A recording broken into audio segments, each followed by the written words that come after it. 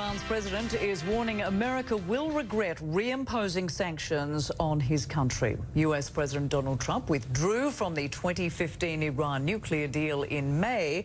The first round of renewed punitive measures are now in effect, and they cover the purchase of US dollars and trade in gold, metals and automobiles. In November, more damaging sanctions against oil exports go into effect.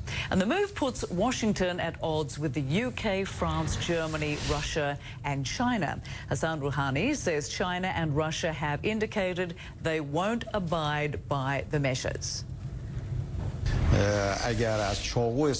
If someone is willing to use a knife against an opponent, stabs that opponent while simultaneously saying that we wish to establish a dialogue and converse with one another, the first requirement is for them to extract the knife from the body of that opponent before establishing dialogue.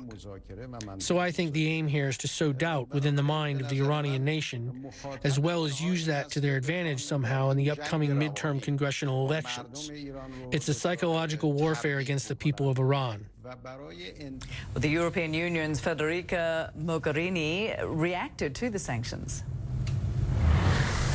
We are working within the European Union and with other partners in the world, among them New Zealand, but also Asian partners, to protect investments and to keep channels open, especially when it comes to the trade of oil and petrochemicals, but also when it comes to banking channels and financial channels.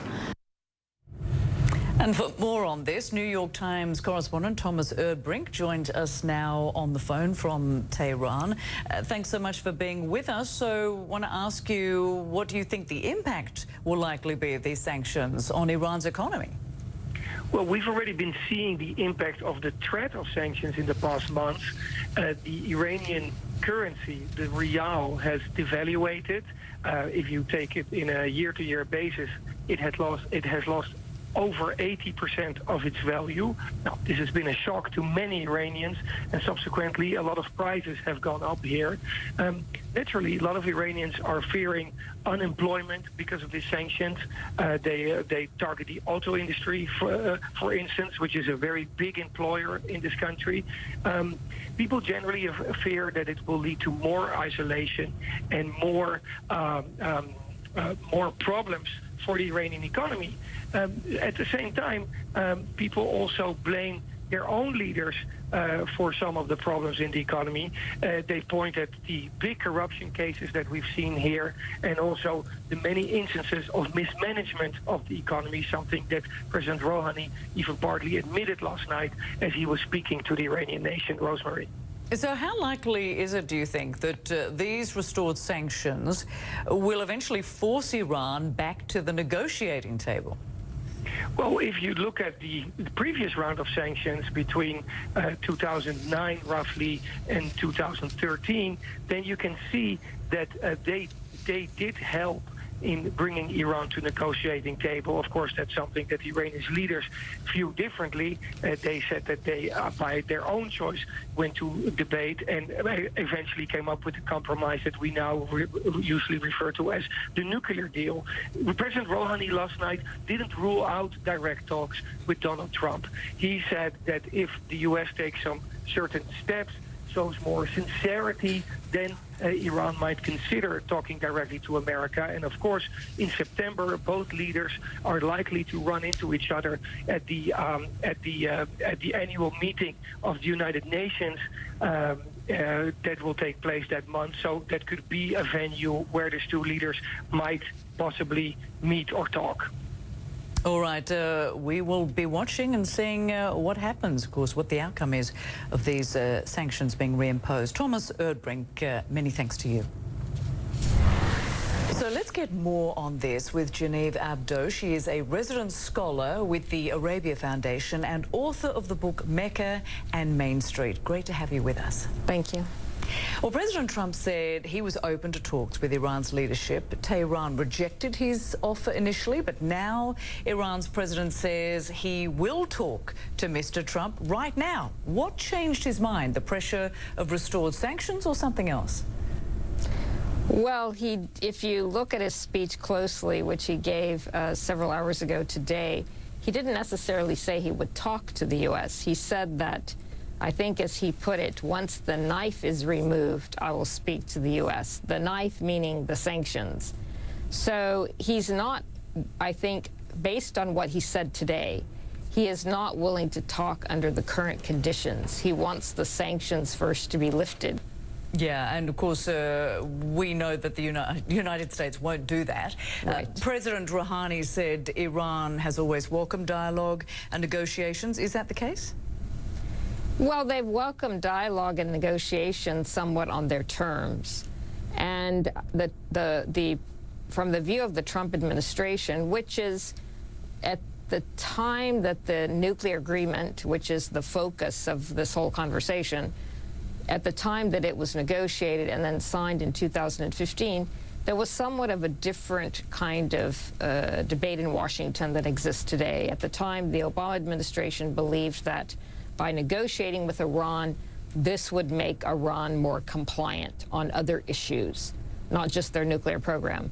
The other issues being their militarization in the Arab world. So their military activity in Iraq and Syria, in Lebanon through Hezbollah, and then, of course, in Yemen. But since that time, what we have seen, actually, is an increase in military activity, an tremendous increase in spending on Iran's proxy. So what the Obama administration had hoped would happen, which is that Iran would curtail its nuclear program, and then the United States would then be able to negotiate on other issues, really hasn't happened. So that's why there is this very fierce effort by the Trump administration to hold Iran accountable on its military activity in the Middle East, and this is really what's driving the withdrawal from the nuclear agreement, because from the Trump administration perspective, they don't really see any progress.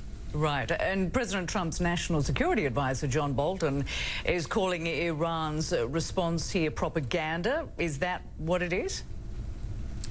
I think so, frankly. I actually was a correspondent for The Guardian in Iran for a number of years, so I know the country well, and I think that they do play with words. And so we're seeing a lot of rhetoric on both sides.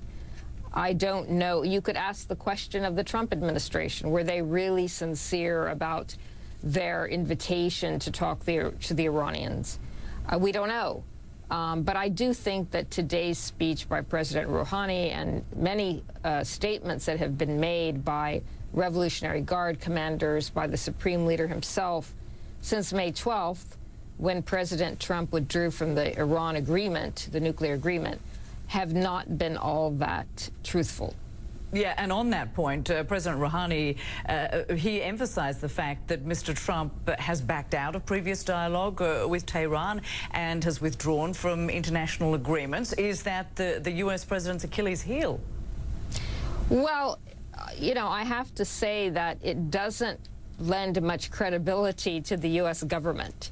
The U.S. government signed a nuclear agreement with EU member states, with Iran, that they then later reneged upon. So from on that very point, yes, you could say, make a very legitimate argument that the United States has not kept its promise. Meanwhile, on the other hand, there has been no evidence so far to date from the Atomic Energy Agency, for example, from the UN, that Iran violated the agreement. So if you look at it strictly in those terms, the Iranian government has a point.